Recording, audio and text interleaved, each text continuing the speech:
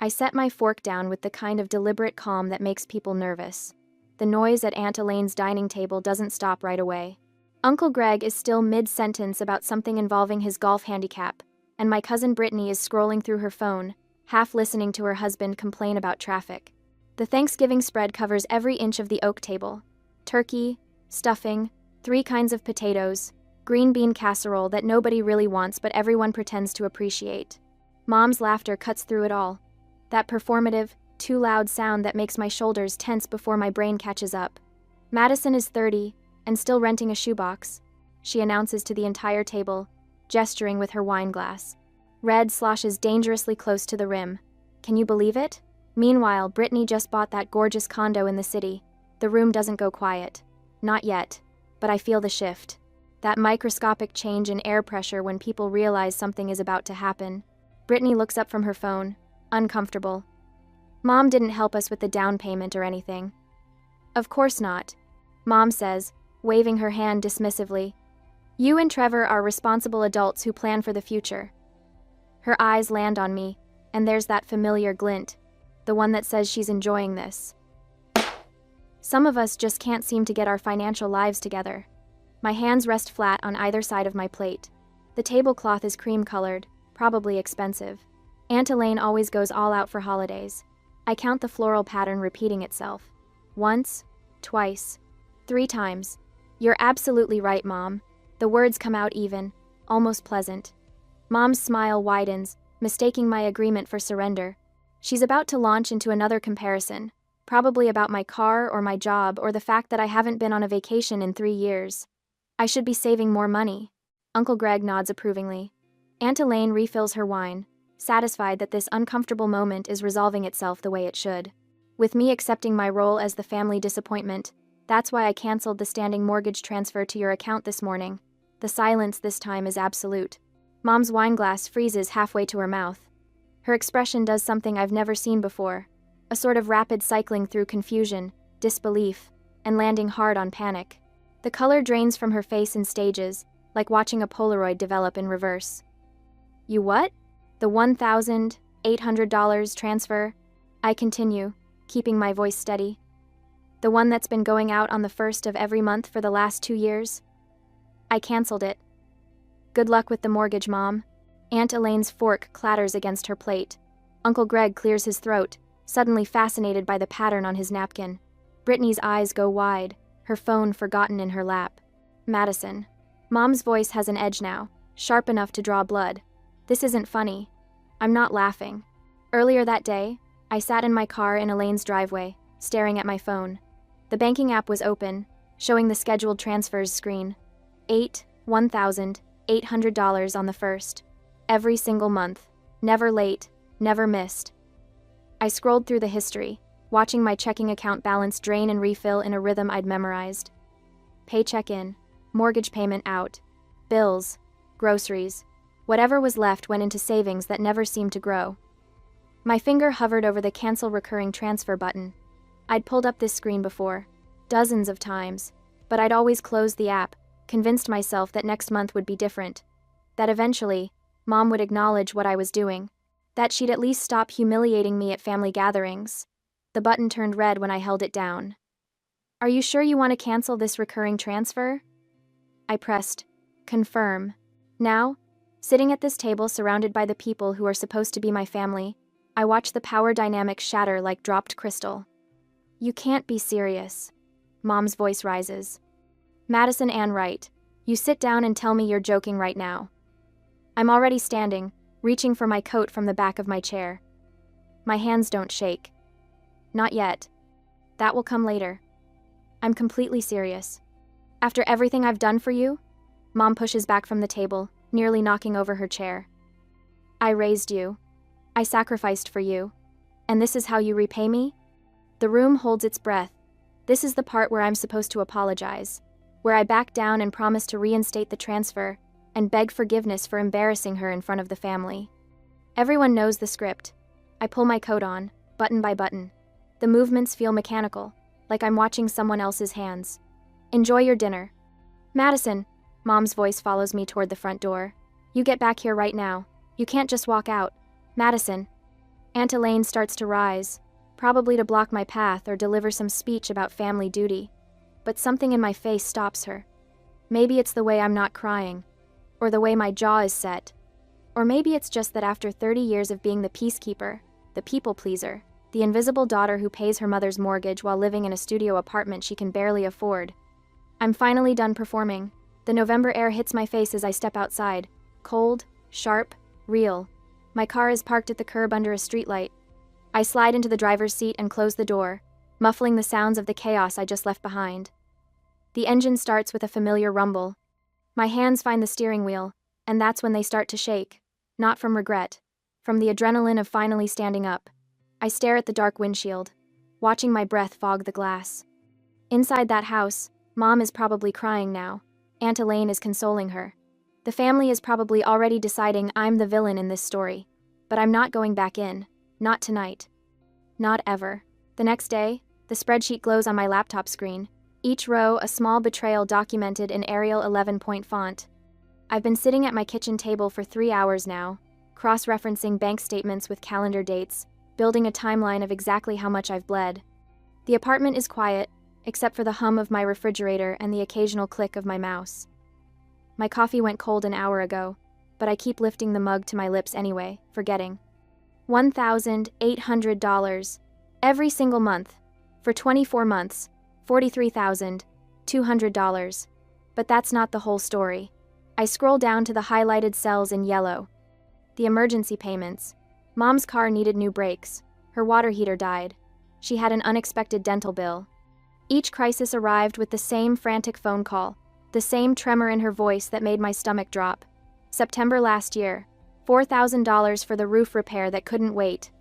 March, $2,500 for the furnace. June, $5,000 because the property taxes came due, and she'd completely forgotten. December, right before Christmas, $13,000. She said the townhouse was going into foreclosure. She cried on the phone. I emptied my savings account and canceled my own holiday plans. The total at the bottom of the spreadsheet makes my chest tight. $68,000. I save the file with a name that feels like evidence. Madison, Wright, Financial, Documentation, 2023-2025, XLSX.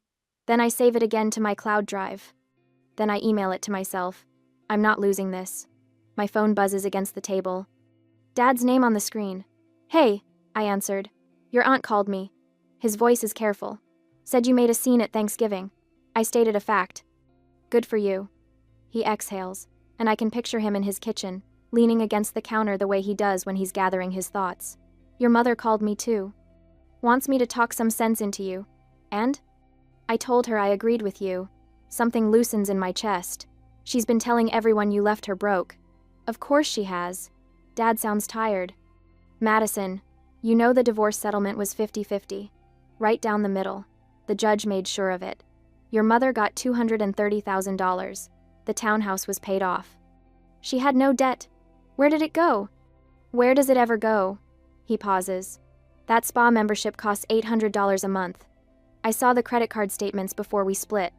She was spending $4,000 a month at Nordstrom, getting her hair done every 2 weeks at that place in Belmont, the kitchen renovation that she absolutely had to have, the bathroom remodel. New furniture. She spent the money, Madison. That's what she does. I already knew this. But hearing Dad confirm it makes the spreadsheet on my screen feel less like paranoia and more like proof. Thanks for telling me, I say. I should have told you 2 years ago. His voice drops. But honestly, I thought you were just helping her with groceries or small bills. I had no idea you were paying the entire mortgage until Elaine opened her mouth. He sighs. I'm sorry I didn't ask sooner. Everyone. We hang up, and I'm staring at the spreadsheet again when someone knocks on my door. Sharp, insistent raps that make me flinch. I know who it is before I open it. Aunt Elaine stands in my hallway, still wearing her coat, her face arranged in that expression of righteous concern that makes her look like a church lady about to deliver a sermon. She doesn't wait for an invitation. She pushes past me into my apartment, her eyes scanning the small space with the kind of judgment that catalogs every second-hand piece of furniture, every scuff mark on the wall. We need to talk, she announces. Hello to you too. Don't be flip with me, Madison. She turns to face me, and there's no warmth in her expression. No curiosity about my side of things. Do you have any idea what you've done? I stopped paying my mother's mortgage. You humiliated her. In front of the entire family. Elaine's voice rises. She's your mother. She raised you. And you threw that in her face like it meant nothing. I close the door. My hand stays on the knob. Did she tell you how much I've been paying? That's not the point. $1,800 a month. For 2 years. Plus another $24,000 in emergency payments. The numbers roll off my tongue. I've been staring at them long enough that they're memorized. $68,000 total. Elaine waves her hand like, I'm talking about pocket change. Family helps family. Does family humiliate family at Thanksgiving dinner? She was just joking. She called me a financial failure. She compared me to Brittany. She does this every time we're together, and I'm supposed to smile and keep writing checks? Your mother is bad with money. Elaine says it like she's admitting something, like this confession should make me sympathetic. Everyone knows that. But she raised you by herself after your father left. You owe her. Dad didn't leave her broke. The divorce was 50-50. Elaine's mouth tightens. She knows. Of course she knows. That doesn't change your responsibility. If you stop paying, she loses the house. Is that what you want? Your mother homeless? I want her to be an adult. She's 55 years old, Madison. She can't just start over. I'm 30. Why can't I? The question hangs in the air. Elaine stares at me, and I see the calculation happening behind her eyes. She's realizing that shame won't work anymore. That I'm not the same person who showed up to Thanksgiving dinner yesterday. If she loses that house, everyone will know it's your fault. She says finally. Your cousins, your aunts and uncles, everyone at church. They'll know you abandoned your own mother. They can think whatever they want. This will follow you. Her voice drops, taking on an almost threatening edge. People talk. Your coworkers will hear about it. Your boss. Everyone will know what kind of daughter you are. I walk to my laptop and turn it to face her. The spreadsheet fills the screen. $68,000 in a cell at the bottom, highlighted in red. Feel free to share that number when you're telling everyone what kind of daughter I am. Elaine looks at the screen. Her jaw works, but she doesn't say anything. I'm done, I tell her. You can leave now. She goes without another word, and I lock the door behind her. Then I sit back down at my kitchen table and open my email. The message takes me 10 minutes to write. I keep it formal, professional. The kind of email I'd send at work when documenting a problem. 2. Carolyn Wright, Elaine Peterson, CC, Richard Wright, subject, financial support notice. Effective immediately, I will no longer provide financial support for mortgage payments or other expenses. I have attached documentation showing $68,000 in payments made between November 2023 and November 2025. This decision is final. Madison Wright. I attach the spreadsheet. My finger hovers over the send button for only a moment. The email whooshes away. My phone stays silent for the rest of the evening. No calls, no texts. When I check the family group chat before bed, there are no new messages. Just silence where there used to be constant noise. I look at my bank account one more time. The balance is higher than it's been in 2 years. Next month, it will be higher still. The price of that number is the silence on my phone, the ostracization that's already starting. But for the first time in 24 months, I can breathe. On Monday, the notification pops up on my phone during lunch break. A coworker tagged me in a comment thread. I don't even need to open it to know what's happening. My stomach drops before my brain catches up, that familiar sick weight settling somewhere behind my ribs. The post is public. Of course it is. Mom has never believed in handling family business privately, not when there's an audience to manipulate. Her profile picture shows her at some charity gala from 3 years ago, wearing a dress I now realize I probably paid for. The text is long, rambling. The kind of emotional vomit that people scroll past unless they know the players involved. Some people don't understand what it means to honor your parents. It begins. After everything you sacrifice, after all the sleepless nights and hard choices, after giving up your own dreams to raise them right, they just walk away. Abandon you when you need them most. I'm getting older. I won't be here forever. But I guess that doesn't matter to some people. She doesn't name me. She's too smart for that. But she's tagged Aunt Elaine, Uncle Greg, 3 cousins, and half a dozen family friends, people who were at Thanksgiving, people who know exactly who she's talking about. The comments are already rolling in. Sympathetic emojis, praying for you and stay strong, and some children just don't appreciate what they have. Mrs. Henderson from 2 doors down wrote, "You deserve so much better." I lock my phone and set it face down on my desk. The spreadsheet I was working on blurs in front of me. "Hey, Madison?" I look up. Jessica from accounting is standing in my cubicle entrance, her expression carefully neutral. The kind of neutral that means she's seen something and doesn't know how to bring it up. "I just wanted to check if everything's okay. I saw your mom's post and..." Heat floods my face. Not embarrassment exactly. Something sharper. The realization that my personal crisis has officially leaked into my professional life. I'm fine. The words taste like cardboard. Family stuff. You know how it is. Jessica nods, but her eyes hold that look. Pity mixed with curiosity, mixed with judgment. She's wondering what I did to deserve a public shaming from my own mother. Whether there's truth to the ungrateful daughter narrative my mother is spinning. "If you need anything," Jessica says, backing away slowly. After she leaves, I pull up the post again, read through the comments, watch the likes climb. 43 people have validated mom's victimhood in the span of 20 minutes. My fingers move on autopilot, typing out a response. A clear, factual explanation of the last 2 years, the mortgage payments, the manufactured emergencies. The casino receipts I haven't even shared yet. Every detail laid out in numbered points, irrefutable and damning. I write 3 paragraphs. 4. The truth presented in clean, professional language that can't be misinterpreted or twisted. My thumb hovers over the post button. 1 tap and everyone will know my side. 1 tap and the narrative shifts. 1 tap and I stop being the villain. The office air conditioning kicks on, humming through the vent above my desk. I stare at my drafted response, reading it over twice.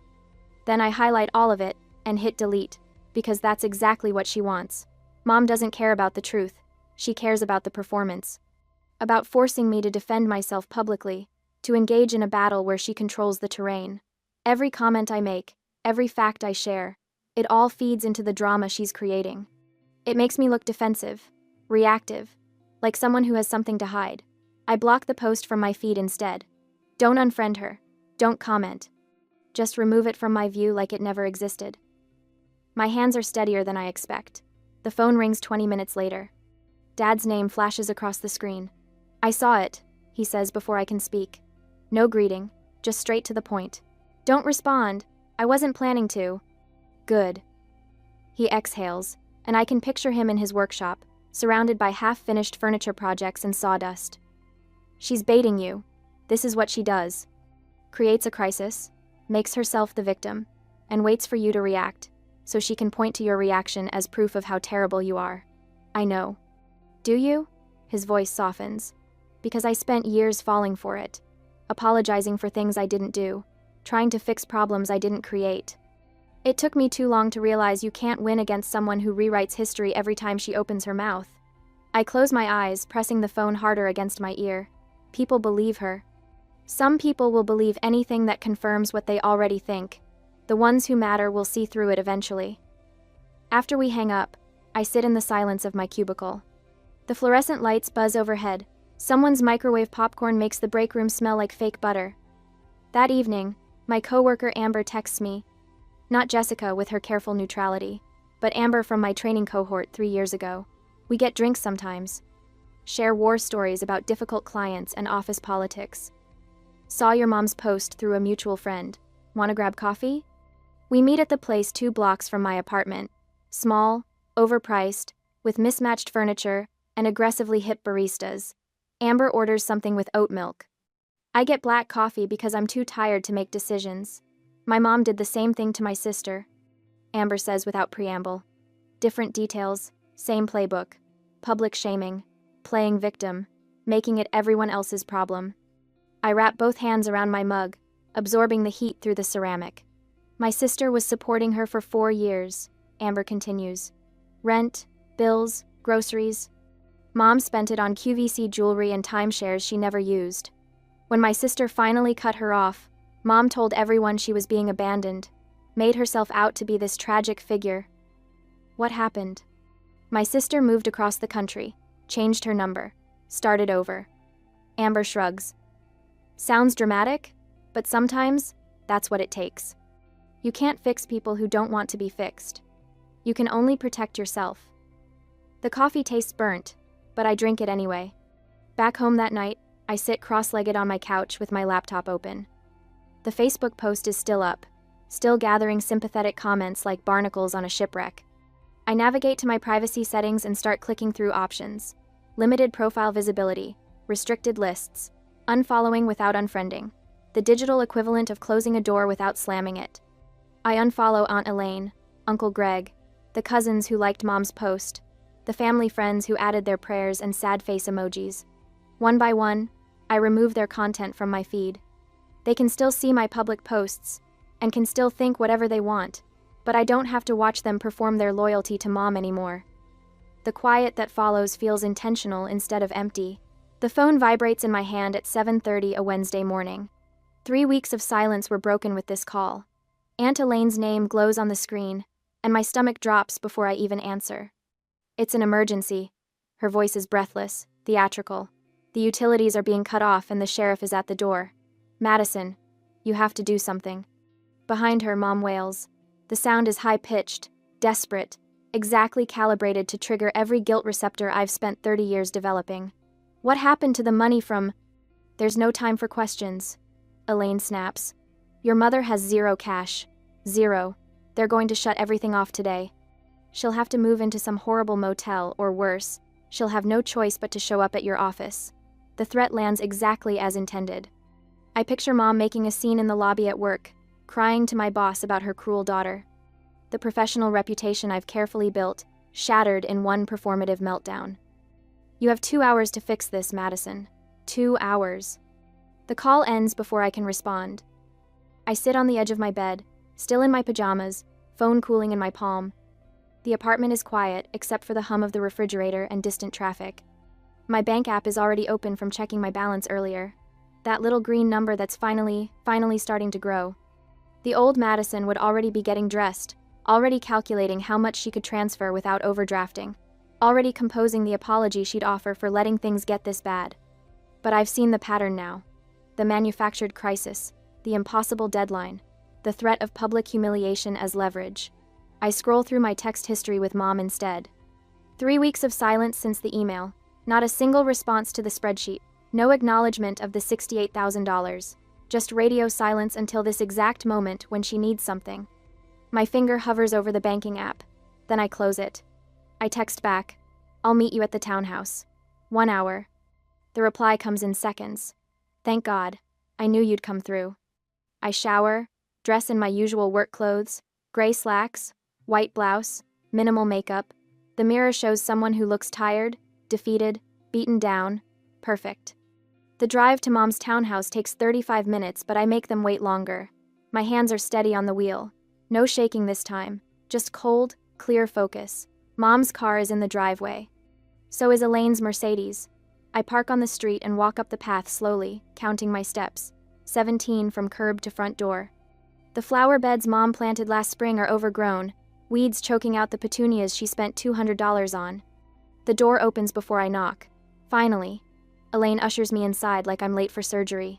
She's in the living room. She's been beside herself.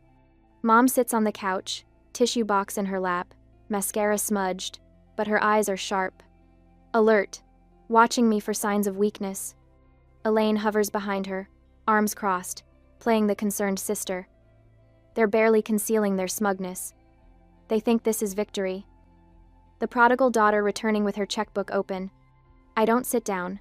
Show me the shutoff notice. Mom blinks. What? The sheriff. The utility company. Show me the paperwork. There's no time for... Elaine starts. Show me. Mom's hands flutter toward the coffee table where a single envelope sits. Duke Energy. Addressed to her. I open it. Final notice, dated 3 days ago. Past due amount, $412. Not $1,800. Not the mortgage. Utilities. I'll handle this one last time. The words come out flat, exhausted. Mom's shoulders drop, relief flooding her features. Elaine's expression shifts to satisfaction. They exchange a glance that confirms everything I suspected. This was always about breaking me, about proving they could still pull my strings. I pull out my phone. I need to transfer the payment directly. Just write a check, Mom says quickly. Or Venmo me, whatever's fastest. No. I keep my voice steady, defeated. I need the account information. The login for the utility company. I need the records for my own taxes anyway. The lie slides out smoothly. Reasonable. The kind of thing a responsible person would say. Mom hesitates. This wasn't the plan. She wanted cash, liquid and untraceable. But she needs this money too desperately to refuse. I watch her calculate, watch her decide that getting paid now is worth the minor inconvenience of sharing login credentials. Fine. She rattles off the website, username, password. I type them into my phone, fingers steady. The Duke Energy portal loads. I navigate to payment options, enter my debit card information, and confirm the $412 charge. My bank app shows the transaction processing immediately. There, paid. Thank you, sweetheart. Mom's voice drips with false warmth. I knew you'd understand. Family helps family. But I'm not done. I'm scrolling now. Phone tilted away from their view. Transaction history. Download statements. Screenshot. Screenshot. Screenshot. The phone's camera sound is muted, but my heart hammers so hard I'm sure they can hear it. 6 months of utility bills. Paid on time, every month, no late fees until this one. I keep scrolling, downloading, documenting. Mom is already talking to Elaine about something else, her crisis resolved. They think this is over. They think the ATM is open again. I should go. I pocket my phone. I have work. Of course. Mom doesn't stand to walk me out. Thank you, Madison. I know things have been tense, but this really means a lot. I don't respond. Just head for the door, hand steady on the knob. Outside, I don't drive away immediately. I park down the street where my car isn't visible from the townhouse windows. My phone is hot in my hand, screen glowing with the utility account still open. The login credentials work for more than just Duke Energy. I navigate to her bank account, the one she gave me access to under the guise of paying bills. My thumb hovers over the transaction history. Then I tap it. The numbers that load make my breath catch.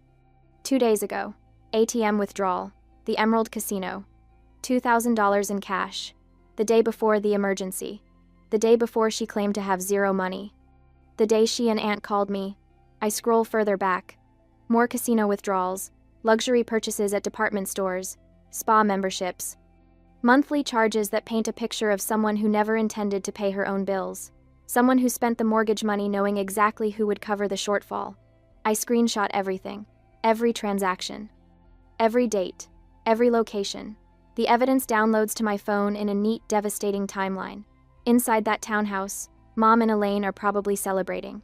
Probably already discussing what the next emergency will be. Home repairs, maybe, or car trouble. Whatever story sounds urgent enough to open my wallet again. But I'm not crying. I'm smiling. My fingers fly across the screen, creating a new folder. Evidence.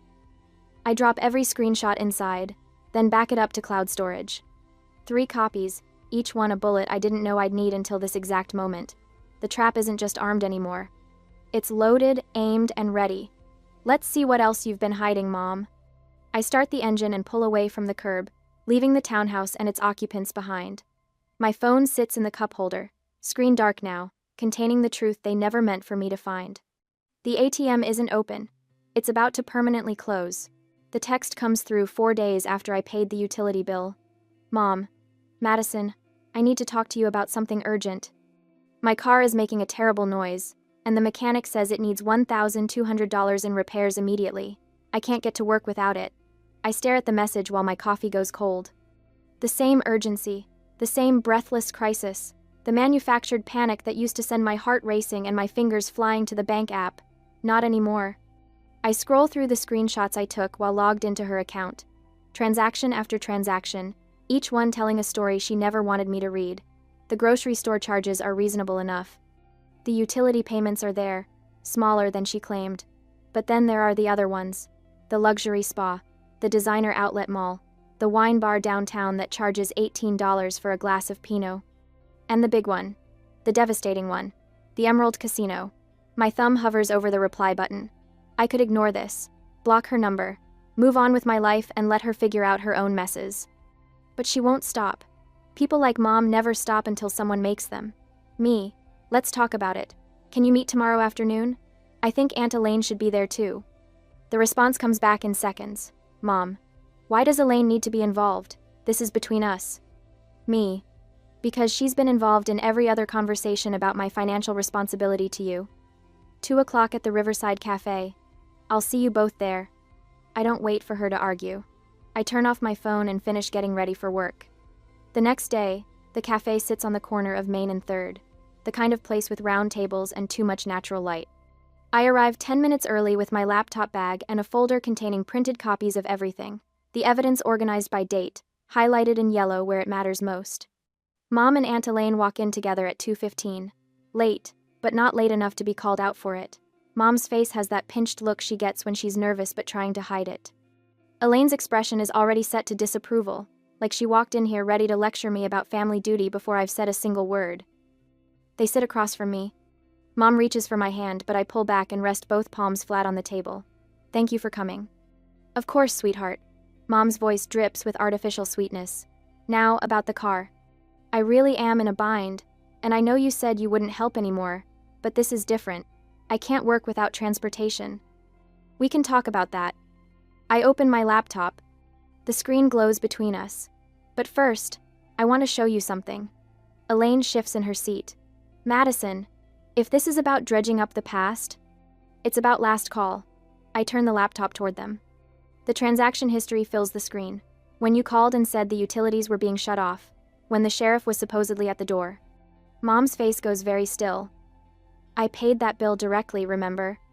You gave me the login information. I click to the next screenshot, which meant I could see everything else too. The silence stretches. A waitress approaches, takes one look at our table, and veers toward a safer group of customers. Madison. Mom's voice has an edge now. Looking through my private accounts is a violation of... The day before your crisis. I tap the screen. November 14th. The Emerald Casino. $2,000. Cash withdrawal. Elaine leans forward, squinting at the screen. Her mouth opens, closes, opens again. You withdrew $2,000 at a casino. I continue, my voice steady.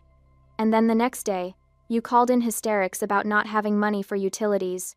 You manufactured that emergency. You gambled away your mortgage payment, and then called me to cover it. That's not... Mom starts, but I hold up one hand.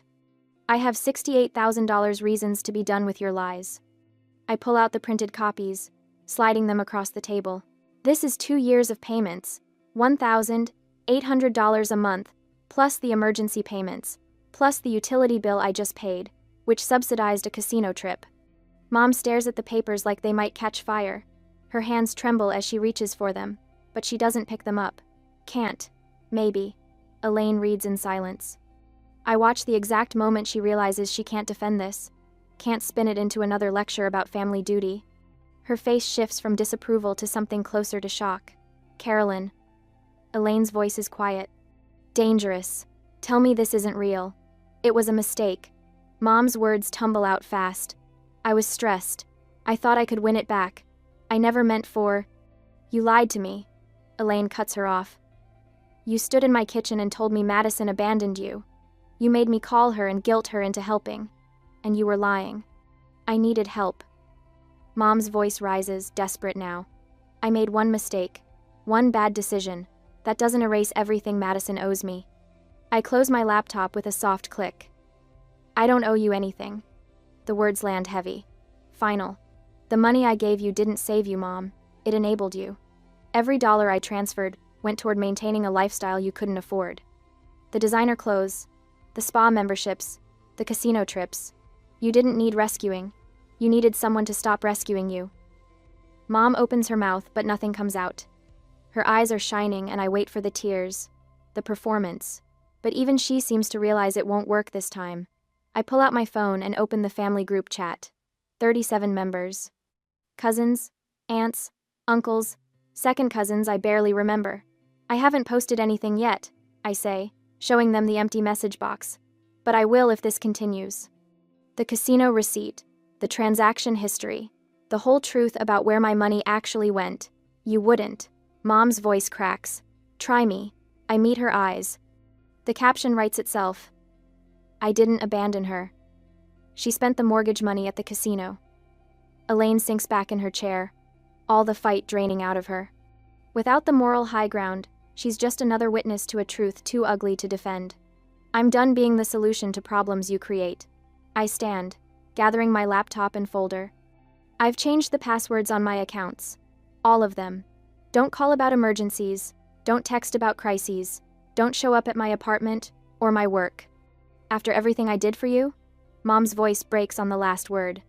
I pause at the edge of the table. You raised me. Past tense. That job is over. And you got paid for it.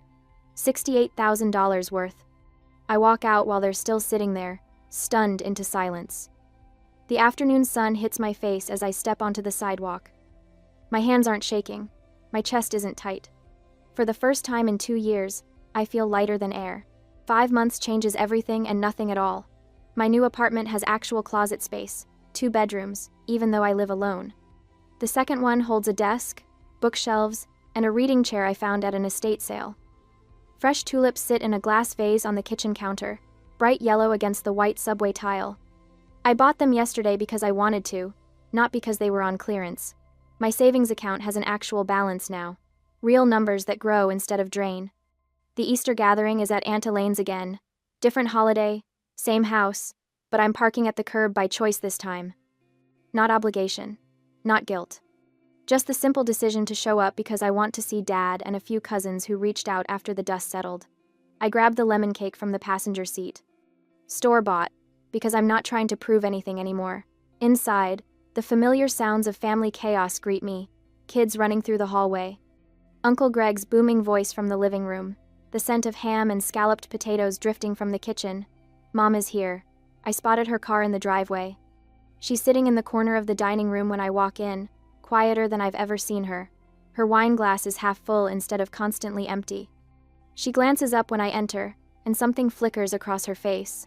Not quite shame, not quite resentment, something in between that I don't need to name or fix. I nod once. She nods back. That's all there is. Madison. Brittany waves from across the room. She actually smiles, genuine instead of uncomfortable. That cake looks amazing. The conversation flows around me differently now. Aunt Elaine asks about work with real interest instead of veiled judgment. Uncle Greg talks about his new boat, without comparing it to what I can't afford. Nobody mentions my apartment size or my car or my apparent inability to plan for the future. They adjusted. The family learned where the line is, and nobody's testing it anymore. Halfway through dinner, Cousin Mark makes an offhand comment about helping his brother with rent. Family helps family, right?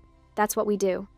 The table doesn't go silent, but I feel the slight shift, that microscopic awareness of weight behind those words.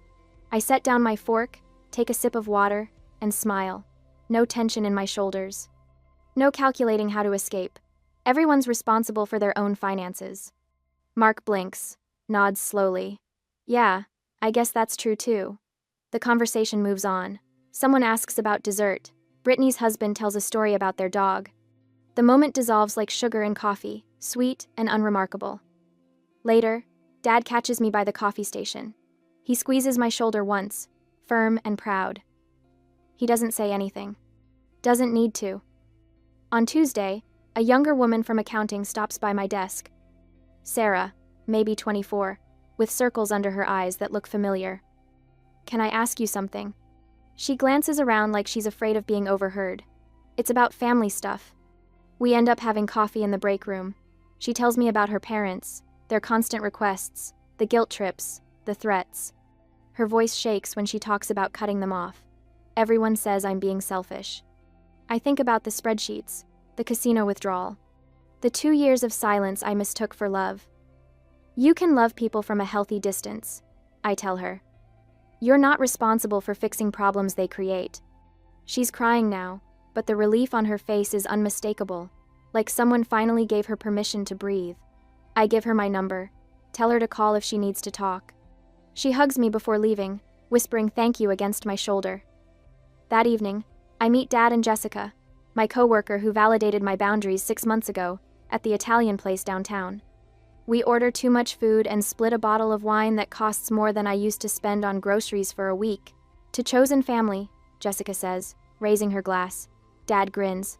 To Madison finally choosing herself, We clink glasses, and the sound rings clear. Driving home, the sunset spreads across the horizon in shades of orange and deep pink. My hands rest easy on the wheel, no phantom buzzing from my phone. No checking the rearview mirror like mom's going to appear. My laptop sits open on the passenger seat, browser tabs still visible. One shows a photography course starting in June. Another has flight prices to Colorado. The voice in my head sounds different now. Steady, instead of anxious. Clear, instead of conflicted. Family helps family, I say out loud to the empty car. But help doesn't mean sacrifice. The light ahead turns green. After all I did for you? I smile at my reflection in the windshield. I finally did something for myself. My hands stay steady on the wheel. The road ahead is mine. The invisible provider now provides for the only person who never exploited her, herself.